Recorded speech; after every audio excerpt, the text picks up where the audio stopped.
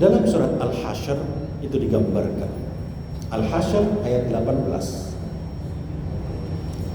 Allah mengatakan, A'udzubillahi minasyaitonir rajim.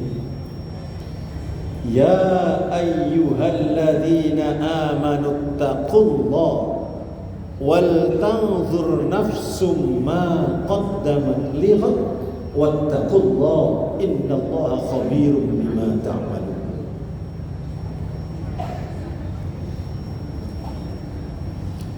Wahai orang-orang yang beriman, ini yang diketuk oleh Allah orang yang beriman. Ittaqullah, hendaklah kalian bertakwa kepada Allah Subhanahu wa taala, wal tanzur, kemudian perhatikan, nafsun, dirimu.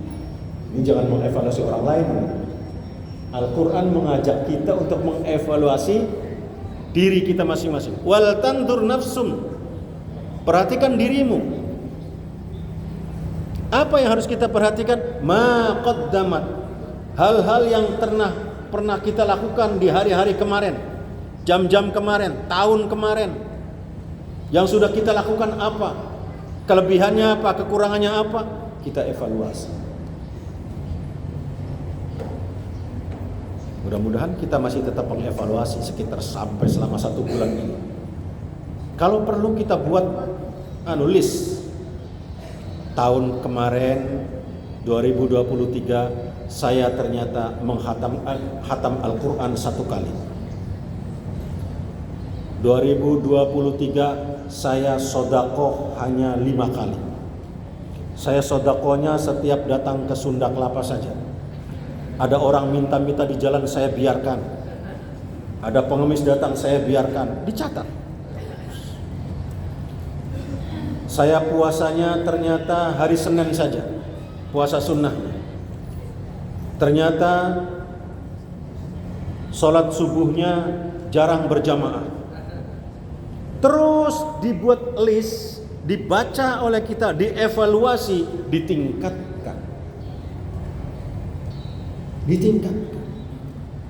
Jangan kemudian nanti setelah meninggal itu banyak orang yang berteriak kepada Allah, minta dikembalikan ke dunia.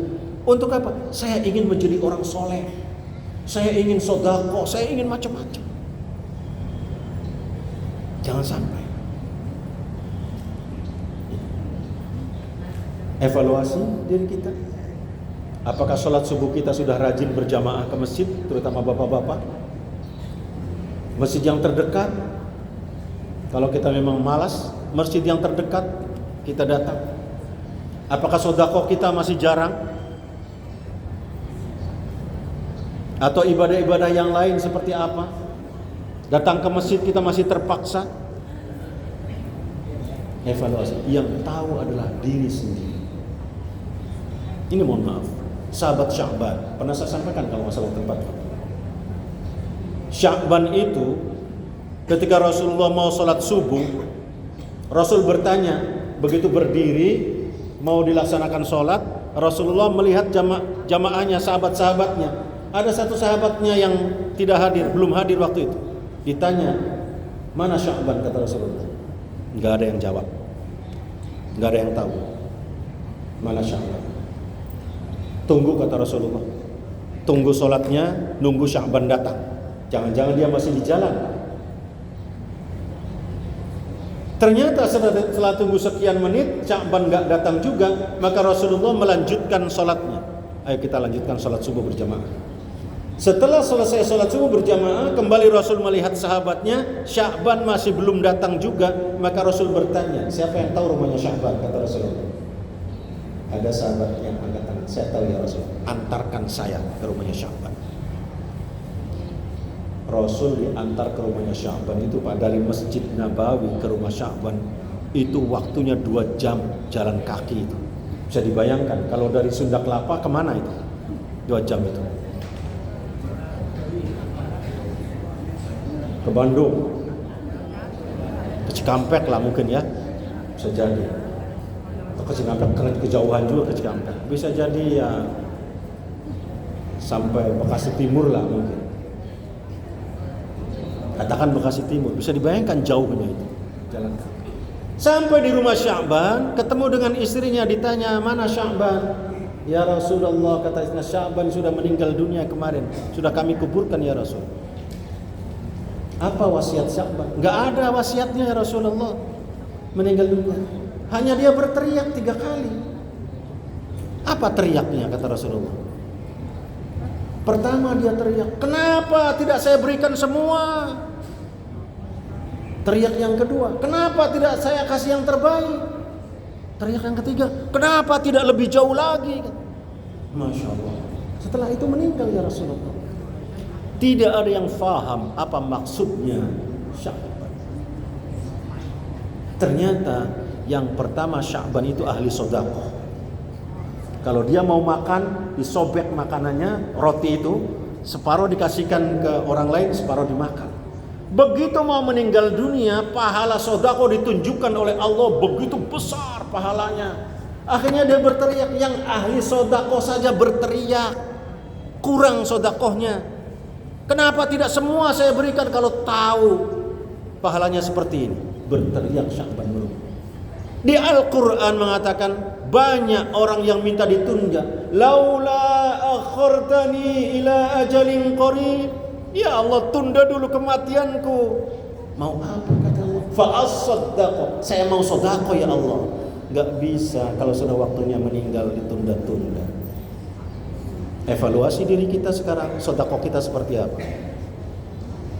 Kalau anak sudah mentas semua, sudah tidak ada yang dibiayai, istri juga sudah tidak banyak membeli make up. Iya, gak terlalu rewel make up, yang penting ada bedak lah, apa aja pokoknya jadi, gak terlalu mahal, gak perlu membiayai yang lain. Perbanyak sedekah. Uang make up yang tadinya dibeli untuk istri, sedekah. Yang tadinya untuk membiayai anak, sedekah. Nggak usah disimpan-simpan. Jangan sampai menjelang kematian kita berteriak, laula akhartani ila ajalin qarib. Wahai Allah, tunda dulu kematianku, saya mau sedekah. Nggak bisa, sudah waktu.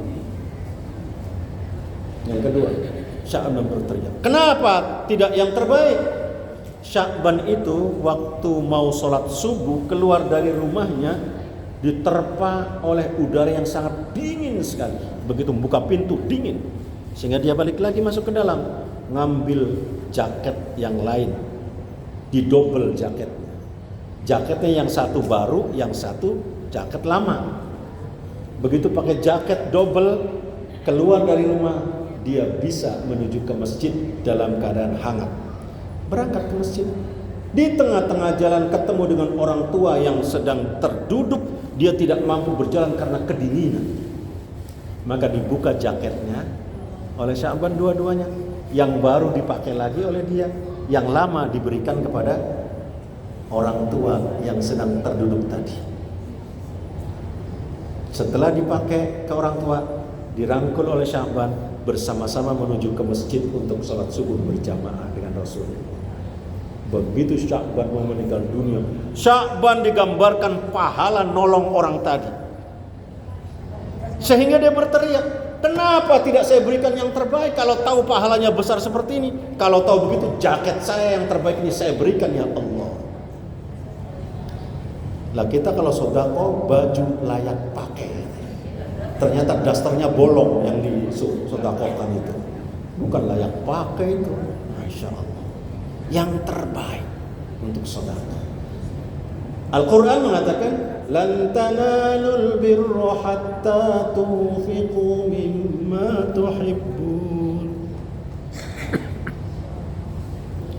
Belum sempurna kebaikan seseorang sebelum dia memberikan sesuatu yang paling dia cinta. Dan yang ketiga, Sya'ban berteriak, kenapa tidak lebih jauh lagi? Karena Sya'ban ditunjukkan pahala berjamaah ke masjid. Setiap langkahnya itu adalah menghapus dosa dan mengangkat derajat. Setiap langkahnya